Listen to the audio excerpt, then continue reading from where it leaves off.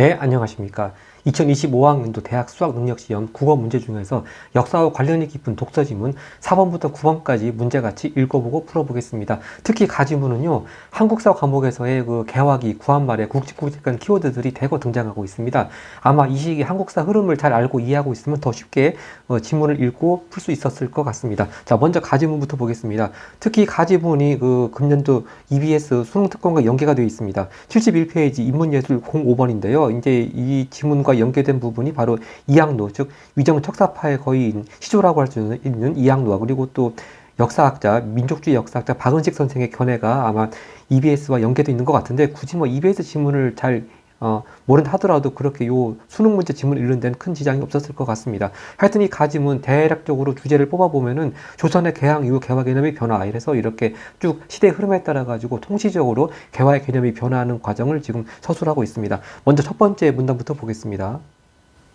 서양의 과학과 기술, 천주교의 수용을 반대했던 이항로를 비롯한 척사파, 앞에 두 글자 더 붙이면 위정척사파라고 하죠. 척사파의 주장은 개항 이후에도 지속되었지만, 우리가 역사에 나왔지만, 개항 이후에도 단발령 반대 등등 해서 계속 위정척사파의 여러 가지 의병이라든지 계속 이어졌습니다. 그것까지는 중요하지 않고요. 자, 개화라고 하는 이 키워드의 내부가 쳐져 있습니다. 개화는 거스를 수 없는 대세로 자리 잡았다. 자, 개화가 어떻게 어원이 유래가 됐는지 나와 있습니다만 이거 중요하지 않으니까 넘어가고요. 하여튼 개항기 이전에는 통치자의 통치 행위로서 변화하는 세상에 대한 지식 확장과 피통치자에 대한 교화를 의미했다. 자, 이게 개항 이전의 개화의 개념이었습니다. 자, 이제 개항 이후 여기서 개항이라고 하면 바로 1876년 일본과의 조약을 맺었던 강화도 조약을 말하는 것이고요. 그 이후에 서양 문명에 대한 긍정적 인식이 확산되면서 서양 문명의 수용을 뜻하는 개화 개념이 자리 잡았다. 즉 개항 이전의 개화 개념에는 아직 서양 문명에 대한 얘기는 없었죠. 근데 개항 이후부터 개화 개념에 서양 문명의 수용 뜻하는 게 들어갔습니다. 특히 이모군란 이게 1882년이죠. 구식군인들에 대한 차별 대우에 이제 반대해서 일어났던 바로 82년의 일이었고요. 이모군란 이후 고종은 자강 정책을 추진하면서 반서양 정서의 교정을 위해 한성순보를 발견했다. 자, 이제 우리나라 최초의 신문 한성순보도 있고 좀 있으면 대한매일신보도 나옵니다. 자, 한성순보 우리나라 최초의 신문인데 순한문으로 발행을 했고요. 발행한 곳은 정부기구 방문국에서 발행을 했죠. 자, 1883년의 일이었고요. 자, 한성순보 개화 개념 보겠습니다. 서양 기술과 제도의 도입을 통한 인지의 발달과 풍속의 진보를 뜻했다. 이게 한성순보에서의 개화 개념입니다.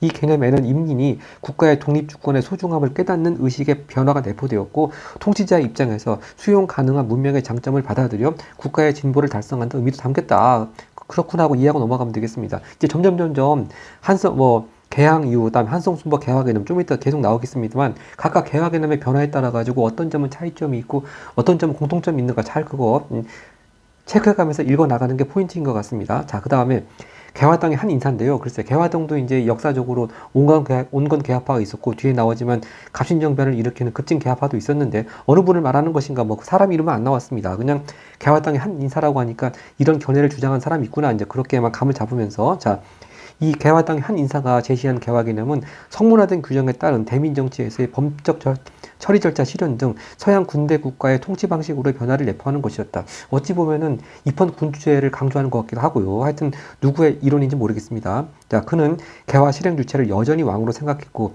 개화 실행 주체로서 왕의 역할이 사라진 것은 갑신정변이었다. 자, 갑신정변 바로 1884년도에 김옥균, 박영효, 홍영식 등 급진 개화파가 일으킨 것이고, 자, 여기서 이 지문에서 중요한 거는 갑신정변 전까지의 개화 개념에서는 개화 실행 주체를 여전히 왕이라고 생각을 했는데 갑신정변 이후부터는 개화 실행 주체로서 왕의 역할이 사라졌다고 하는 거, 여기가 일단 포인트네요. 갑신정변을 경계로 해가지고 개화 실행 주체를 왕을 포함시키느냐 포함시키지 않느냐. 자, 하여튼 갑신정변의 개화 개념을 보겠습니다.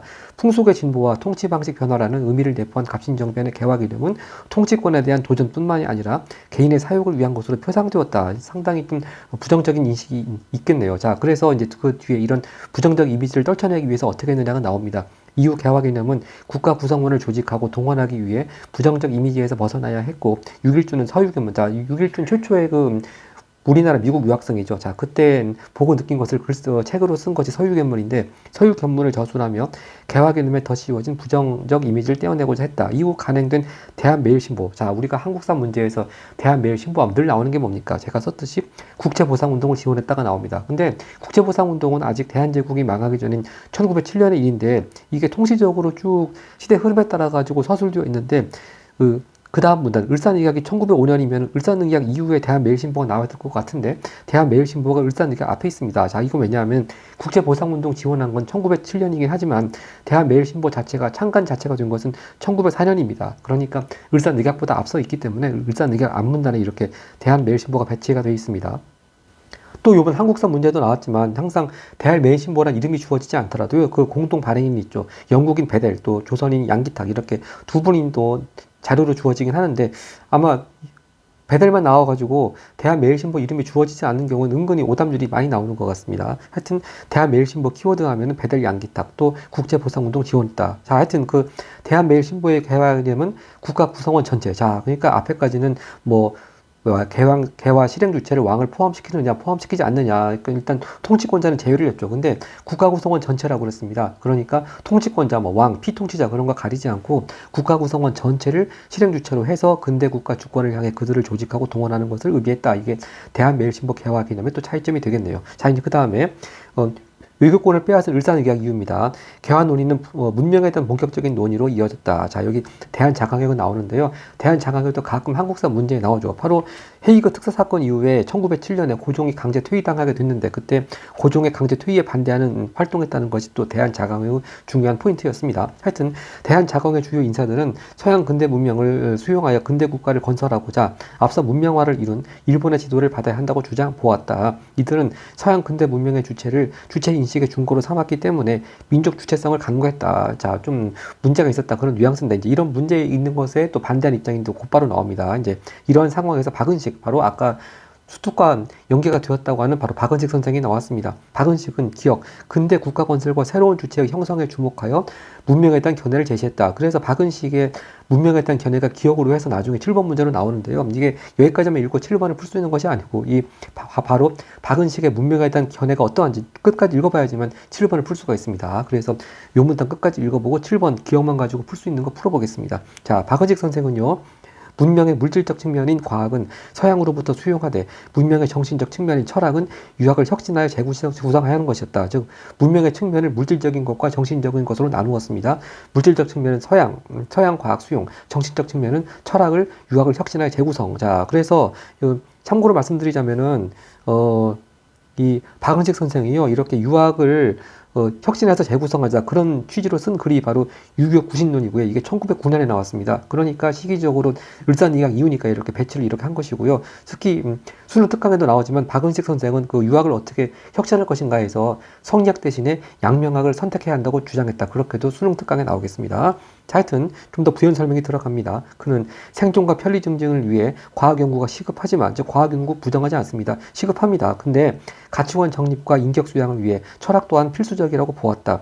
자국 철학 전통의 정립이라는 당시 동아시아의 사상적 흐름 속에서 그가 제시한 근대 주체는 과학적 철학적 인식의 주체이자 실천적 도덕 수양의 주체로서의 성격을 띠는 것이었다 하면서 박은식 선생의 견해로 끝맺고 있습니다. 자, 참고로 그래서 요번 한국사 이번에 5번 선지에도 바로 박은식 선생이 쓴 한국 독립운동 지열사라는 책의 이름이 나왔죠. 물론 그 한국사 2번 자리가 삼국시대나 고려시대가 나온 자리이기 때문에 그냥 아무 말 대잔치 같은 오답선지긴 했습니다만, 하여튼 한국 독립운동 지열사가 박은식 선생이 쓴 것이라는 걸 알았다면 이게 1교시 국어 문제 지문이 생각이 나서 많이 반가웠든지, 아니면 국어에서 많이 요 지문이 어렵다고 느낀 분들의 경우에는 또 안몽처럼 갑자기 떠올랐든지 뭐 그랬을 것 같습니다. 네, 하여튼 상당히 특이하게 이렇게 한국사하고 국어 지문을 많이 연계를 시켜놨습니다. 자, 그러면 일단 아까 기억이 나와 있는 7번을 포함해가지고 가만 가지고 풀 수 있는 문제 먼저 풀어보겠습니다.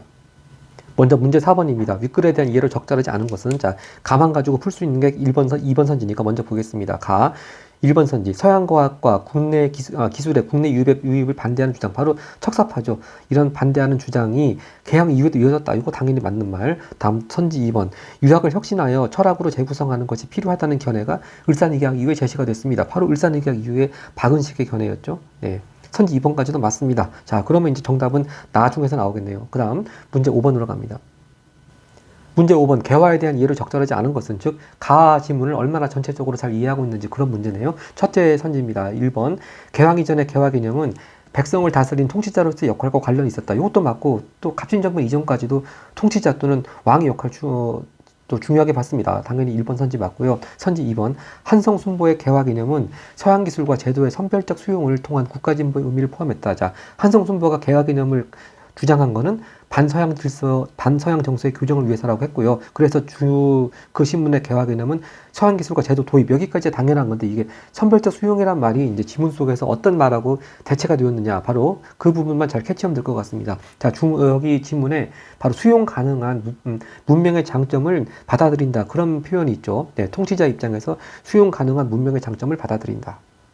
자, 이렇게 아무거나 서양 문명이면 다 받아들인다는 것이 아니고 통치자로서 수용 가능한 문명의 장점을 받아들인다. 이걸 이제 다른 말로 하면, 5글자로 하면 이렇게 선지 2번 같이 선별적 수용이 되겠습니다. 그러니까 선지 2번도 맞겠습니다. 다음 선지 3번. 한성순보와 개화당의 한인사의 개화 개념은 통치권자인 왕을 개화의 실행 주체로 상정했다. 그렇죠. 여기까지는 그런데 뒤에 갑신정변부터는 아니라고 그랬습니다. 하여튼 3번이 맞고요.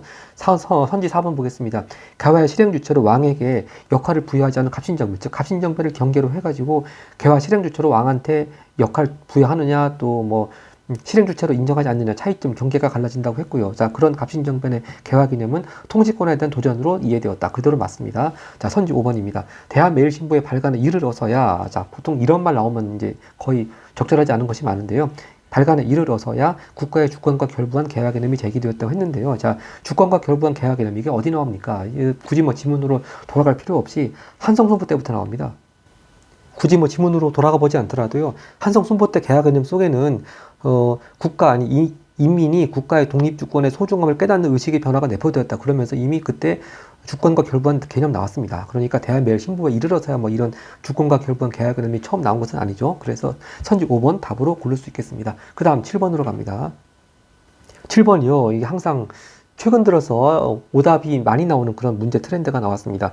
기억과 니은에 대한 이해인데요. 자, 오답률이 72.7%고, 일단 기억이 가지문 가지고 풀 수 있는 박은식 선생의 견해니까요. 자, 일단 기억만 가지고 풀 수 있는 거 일단 한번 답을 찾아보겠습니다. 근데 보통 이런 문제는 적절하지 않은 것은 아니고 특히 가장 적절한 것은이기 때문에 이거 아마 니은까지 다 읽어봐야지 풀 수 있도록 문제를 만들게 돼 있습니다. 자, 그리고 이게 기억은 어떤 의미인지 뭐 그렇게 기억만 가지고 딱딱딱딱 빨리빨리 보고 넘어가면 큰일 나는 게, 이렇게 오답률이 높아지게 된 이유 중에 하나는요, 이 끝에 보면 동의하는 입장인지 반대하는 입장인지 부인하는 입장인지 비판하는 건지 여기까지 잘 읽어보지 않아가지고 기억은 어떤 거, 뭐 기억 니은 어떤 거, 이렇게까지만 보고서 답을 그냥 속단해 버렸기 때문에 오답도 많이 나왔다고 합니다. 자, 그러니까 이게 아마 기억과 니은 분명히 입장 차이가 있을 것이고, 또 그것도 동의, 반대, 부인, 비판 뭐 이런 게 나오기 때문에 상당히 여러 가지 경우의 수를 가지고 선지를 만들 수가 있습니다. 그러니까 끝까지 다 동의, 반대까지, 비판까지 다 끝까지 읽어야지만 정확히 답을 고를 수가 있겠습니다. 하여튼 기억만 가지고 풀 수 있는 거 보겠습니다. 먼저 선지 1번. 자, 기억 박은식은요,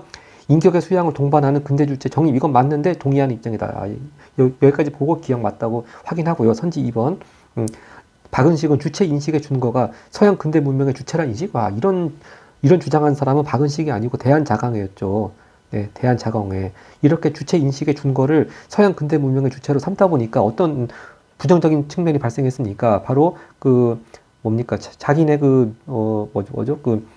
민족의 주체성을 강구한다, 그런 게 나왔었죠. 그러니까 박은식은 반대해야죠. 역시 반대까지 읽으면 이 기억도 맞겠습니다. 다음 선지 3번. 기억은 생존과 편리 증진을 위한 과학 연구 시급성 부정하지 않았죠. 근데 벌써 이걸 부인했다고 되어 있으니까 일단 선지 3번은 기억부터가 틀리겠네요. 이유는 볼 필요도 없겠습니다. 선지 4번. 기억은 앞서 근대 문명을 이룬 국가를 추종한 태도, 박은식이 이런 태도를 취할 리가 없죠. 자, 끝까지 읽어서 비판. 그러면 기억은 맞겠습니다. 선지 5번. 기억은 과학과 철학이 문명의 두 축을 이룬 학문이라는 견해. 이거 당연히 맞는 건데 끝에 동의가 있으니까 이거 기억 맞겠습니다. 자, 그러니까 이게 3번만 정답이 아닌 것으로 제낄 수 있고, 역시 이런 가장 적절한 거 고르는 문제는 니은까지 다 읽어봐야지만 답을 고를 수 있는, 역시 그런 유형이 나왔습니다. 하여튼 요건 나중에 니은 읽어본 다음에 풀면 되고요. 자, 그 다음에 다시 이제 나지문을 보도록 하겠습니다. 나지문도요, 간단히 주제를 요약하자면은 중국의 서양 과학 및 기술 수용에 대한 관점, 여러 가지 관점이 나옵니다. 그래서 이것도 아마 동아시아사나 세계사를 공부한 분들은 더 쉽게 이해하지 않았을까, 그런 생각이 듭니다. 자, 첫째 문단입니다. 중국이 서양의 과학과 기술에 전면적인 관심을 기울인 때는 아편전쟁 이후였다. 자, 이거 아편전쟁 중에서도 1차를 말하는 것이고, 아편전쟁 이후에 이제 1842년에 난징조약이 체결되었죠. 전쟁 패배에 따른 위기감은 반세기에 걸쳐 위로 올라갑니다.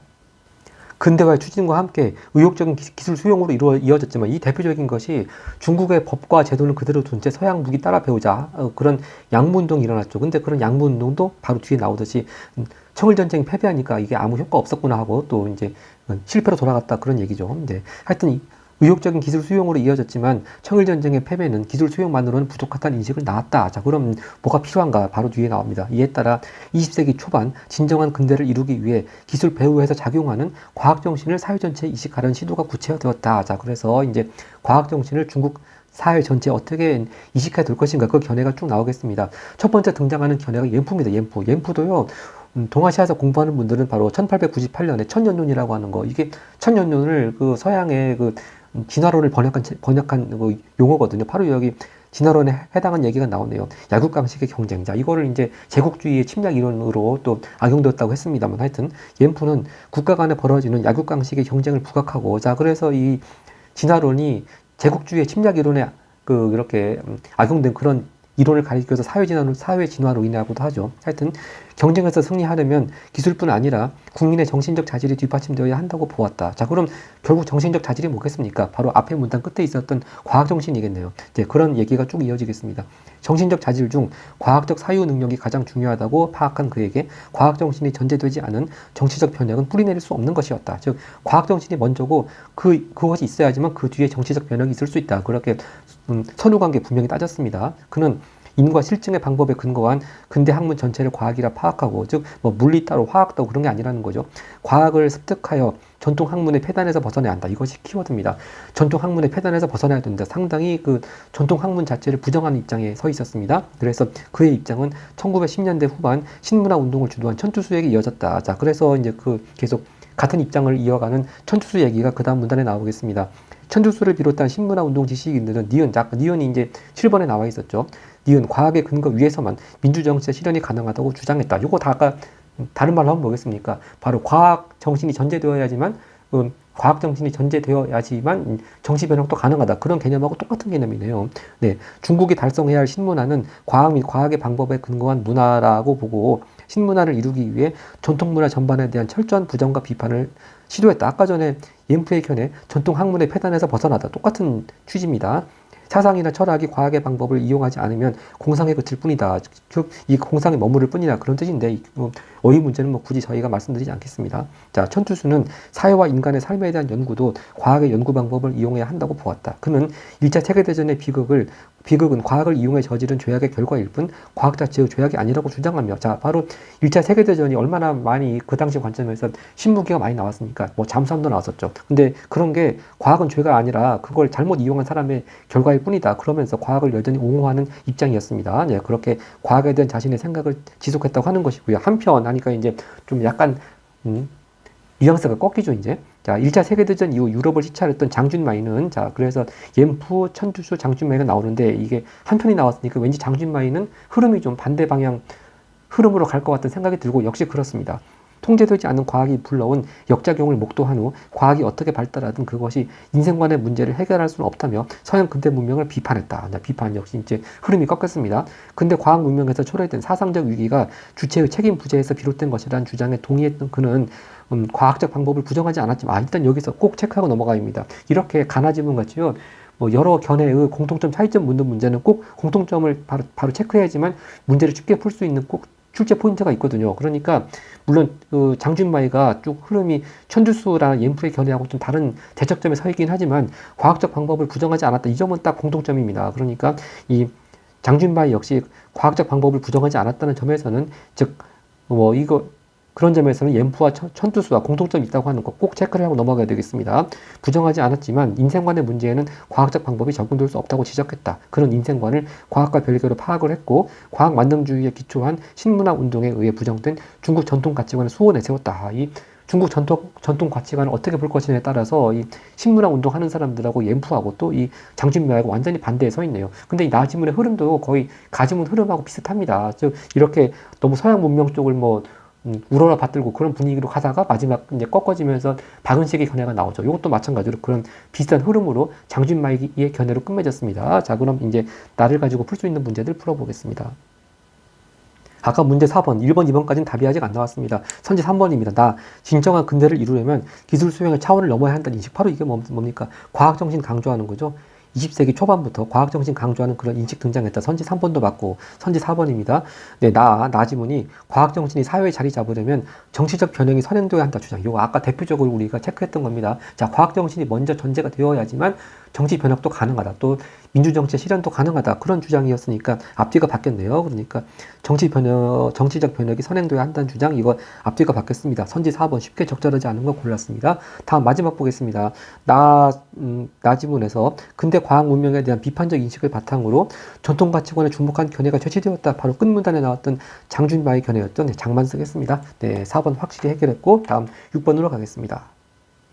6번 나지문에서요, 천두슈와 장준마이가 모두 동의할 수 있는 진술. 아까 우리가 공통점 일단 찾아놓으면은 이런 문제 풀기 편하다고 그랬습니다. 특히 가장 적절한 것은이니까요. 한번 선지 중에서 뭐 천두수나 장준마이나 과학적 방법 부정하지 않았다, 그런 취지로 있는 거 한번 훑어보면 바로 3번에 있네요. 선지 3번. 과학을 이용하는 과정에서 문제가 발생했다고 해도 과학적 방법을 부정할 수 없다. 이건 당연히 공통점 아까 우리가 체크했습니다. 그래서 답을 3번으로 일단 확정 짓고 나머지 선지 혹시나 해서 가볍게 보면 되겠네요. 선지 1번. 전통사상은 과학 및 과학정신과 양립할 수 없는 관계에 놓여 있다. 즉 결국 전통사상을 부정한 입장. 이건 천두슈만의 견해죠. 네, 장준마이는 별개로 파악했습니다. 그리고 선지 2번. 전통사상의 폐단은 과학정신이 뿌리내리지 못한 사회체질에서 비롯된 것이다. 자, 이것도 역시 천주수의 견해네요. 네. 네. 그러니까 장준마이는 전통사상에 대해서 폐단, 이런 표현 쓰지도 않습니다. 자, 선지 4번. 서양의 과학정신을 전면적으로 도입하면 당면한 국가 위기를 충분히 극복할 수 있다. 이것도 당연히 천주수만의 견해고요. 선지 5번. 국가의 위기는 과학적 방법으로 사상을 재구성할 필요가 있다는 인식이 부족한 데서 비롯된 것이다. 이것도 천투수만의 견해고, 자, 장준마이는 국가의 위기의 원인이 뭐라고 봤습니까? 주체의 책임이 부재한 데서 원인이 있다고 봤죠. 네, 이렇게 장준마이는 국가의 위기 원인을 주체의 책임 부재로 봤습니다. 그래서 이것도 역시 답이 아니겠습니다. 그래서 일단 답을 가장 유력한 거로 3번으로 일단 확정 지어 놓고서 나머지 그냥 가볍게 제껴나가면 될 것 같습니다. 자, 그 다음에 이제 오답률 72.1%를 기록했던 니은 가지고 풀 수 있는 거 보겠습니다. 아까 박은식 가지고 풀 수 있는 선지 중에서 3번만 제끼고 아직도 1, 2, 4, 5번이 후보로 남아 있습니다. 자, 니은에 대한 여긴 니은은 바로 천주수 같은 신문화 운동 지식인들 말하는 것이고요. 자, 선지 1번부터 보겠습니다.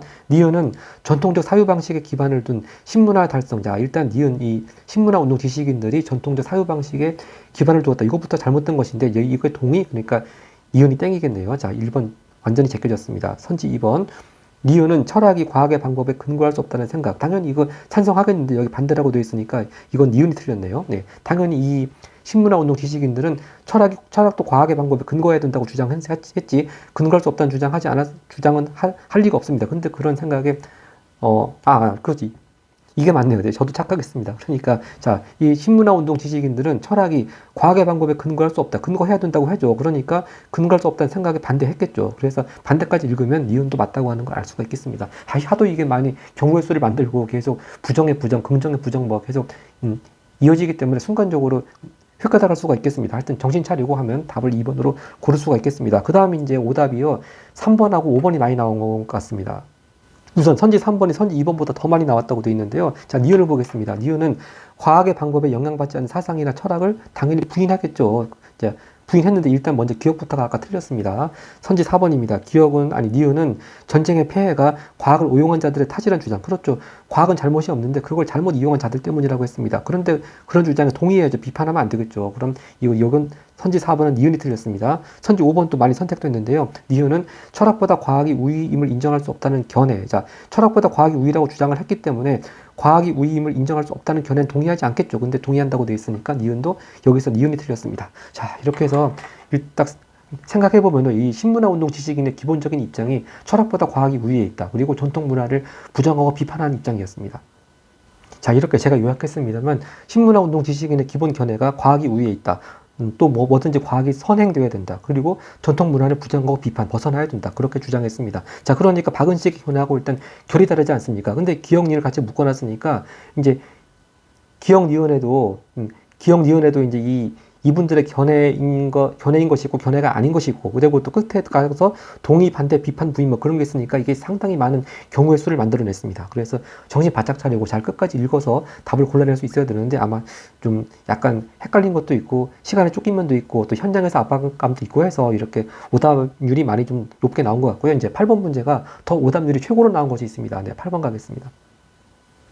8번 이제 보기 사례가 주어졌고요. 가나를 이해한 학생이 보기에 대한 보인 반응으로 적절하지 않은 것은 오답률이 81.5%. 이번 시험 문제 세트의 최고 오답률이 나왔습니다. 자, 1번 쭉 한번 중요한 개념들 읽어보고요. 그냥 이 지문 중에서 어떤 개념들하고 같이 연결되는지 그냥 빨리빨리 그냥 감만 잡으면서 넘어가겠습니다. A마을은 가난했지만 전통문화와 공동체적 삶을 중시하며 이웃 마을들과 조화롭게 살아왔다. 오래전 정부는 마을의 경제발전을 목표로 서양의 생산기술을 도입하는 정책을 시행했다. 마을 사람들은 정책의 필요성에 공감하면서도 자신들이 발전을 이뤄낼 수 있다는 확신이 부족했다. 이에 정부는 마을 사람들을 독려하기 위해 마을의 역량으로 달성할 수 있는 미래상을 지속해서 홍보했다. 이후 마을은 물질적 풍요를 누리게 되었지만 경제적 이권을 두고 이웃 마을들과 경쟁하며 갈등하게 되었다. 격화된 경쟁 속에서 A마을은 새로운 기술의 수용만을 우선시했고 과거에 중시되었던 협력과 나눔의 인생과는 낡은 관념이 되었다. 젊은이들에게 전통 문화는 서양 문화에 비해 열등한 것으로 여겨졌다. 네, 거의 뭐 흐름 비슷하네요. 네, 1번 보겠습니다. 적절하지 않은 거 고르는 겁니다. 네, 가에서 한성순보를 가능한 취지는 서양에 대한 반감을 줄이는데, 이것까지 맞죠? 서양에 대한 반감을 줄이는 데 있다는 점에서 보기에서 정부가 서양 생산기술 도입으로 변화하게 될 마을을 홍보한 취지와 부합할 것.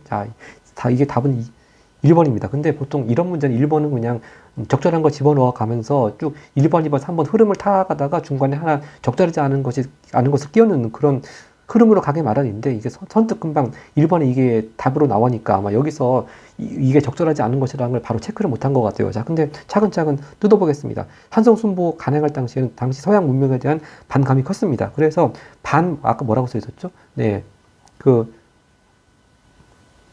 반서양 정서의 교정을 위해서, 다른 말로 반서양 정서의 교정을 위해서 한성순보 발간했다고 했고요. 근데 여기 어떻습니까? 보기의 사람들은요, 서양 문명에 대해서 반감이 없습니다. 네, 반감이 없고요. 오히려 앞에 필요성에 공감했다고 했습니다. 그런 서양 기술 도입하는 정책 필요성에 공감했다고 했습니다. 그러니까 그거부터가 차이점이 있죠. 필요성 공감했다고 했습니다. 그런데 이게 정부가 서양의 생산기술 도입으로 변화하게 될 마을을 홍보한 취지와 부합하겠다는, 부합이 아니죠. 취지가 다릅니다. 이제 정부가 이렇게 마을 사람들한테 홍보한 취지는 필요성에 공감은 하지만 과연 우리들이 이렇게 해서 발전할 수 있을까? 확신이 부족했기 때문에, 자, 그런 확신 부족을 떨쳐내기 위해서, 독려하기 위해서 이렇게 홍보했다고 하는 것이죠. 그래서 이 보기에서 정부가 이렇게 서양의 생산기술 도입으로 변화하게 될 마을 홍보한 취지는 뭐겠습니까? 자, 확신 갖도록 독려하기 위해서였습니다. 독려 목적. 자, 그래서 이 부분이 이제 큰 차이점이 있었는데, 이제 이 보기 읽어가면서 필요성에 공감했다. 아마 이 부분을 그냥 흘려 읽으면은 1번이 그냥 답이 아닌지 모르고, 1번이 답인지 모르고 그냥 계속 흘러갔을 것 같습니다. 그러다 보니까 이제 어느 게 답인지 계속 헷갈리다 보니까 시간은 많이 가고 선지 2번하고 4번이 선택이 많이 된 것 같습니다. 자, 일단 오답선지 선지 2번을 보겠습니다. 가에서 개화당 한 인사가, 이름은 안 나왔지만 한 인사가 개화 개념에 내포된 개화의 지향점은 통치 방식의 변화와 관련돼 있다는 점에서, 아까 어떻게 했습니까? 통치자, 즉 왕을 부정하진 않았는데요. 이제 정식으로 좀 법을 만들어 갖고 하자, 그런 취지가 있었죠. 그게 굳이 뭐 볼 필요도 없이 성문화된 규정에 따른 대민 정치에서의 법적 처리 절차 실현, 바로 서양 근대 국가 통치 방식으로 변화하자, 그런 게 있었습니다. 그러니까 이 가가 이렇게 개념 자체는 틀린 게 아닌데, 자, 보기에서 정부가 서양의 생산기술 도입하며 내세운 목표와는 다르겠군. 그렇습니다. 이 보기에서 정부가 내세운 목표는 뭡니까? 경제발전이 목표였죠. 네. 정부가 내세운 목표는 경제발전이었습니다. 그래서 보기에서 정부가 내세운 목표는 경제발전이었고, 가에서 개화당 한 인사가 내포했던 개화 개념에서의 지향점은 통치 방식이 변화니까 엄연히 목표가 다르죠. 그러니까 다르겠군. 선지 2번 적절합니다. 근데 선지 2번이 오답으로 선택이 많이 됐고요. 3번을 보겠습니다. 가에서 박은식은 과학과 구별되는 철학의 중요성을 강조했으므로 보기에서 젊은이들이 자문화에 대한 인식 변화, 즉 자문화를 어떻게 봤습니까? 낡은 관념으로 보고 열등한 것으로 봤죠. 네, 열등한 것으로 본 거. 인식 변화는 가치관 정립을 위한 철학이 부재했다고 부재했기 때문이라고 보겠군. 이것도 선지 맞겠습니다. 3번 맞고요. 선지 4번. 나에서 EMF는 경쟁에서 승리하기 위한 조건으로 기술과 정신적 자질, 즉 과학정신, 정신적 자질을 강조했으므로 보기에서 마을이 기술의 수용만을 중시하면 마을 간 경쟁에서 승리할 수 없다고 보겠군. 이것도 그대로 맞겠습니다. 네. 선지 5번입니다. 나에서 장준마이는 과학적 방법의 한계를 지적했으므로, 즉 인생관의 문제는 해결할 수 없다고 봤습니다. 바로 그 인생관 얘기가 뒤 이어지나요? 보기에서 마을이 과거에 중시했던 인생관이 더 이상 유효하지 않게 된 문제는 과학적 방법으로 해결할 수 없다고 보겠군. 그대로 장준마의 견해가 맞겠습니다. 자, 그렇게 해서 일단 답을 알고 나면은 그렇게 어렵지 않은 문제였던 것 같은데, 이게 교묘하게 이게 심리적인 특성을 잘 활용을 해가지고 보기에서 그 흘려읽기 좋은 부분을 딱 앞부분에 배치를 하고 정답도 이렇게, 물론 짝수형은 어떨지 모르겠습니다. 이게 홀수형이거든요. 홀수형은 정답을 1번에 배치해서 슬쩍 그냥 답인지 모르고 흘러가게끔 그렇게 좀 심리적인 효과를 주는 문제를 만든 것 같습니다. 네, 하여튼 이렇게 해서 역사와 관련이 많은 국어 지문 같이 읽어봤습니다. 고맙습니다.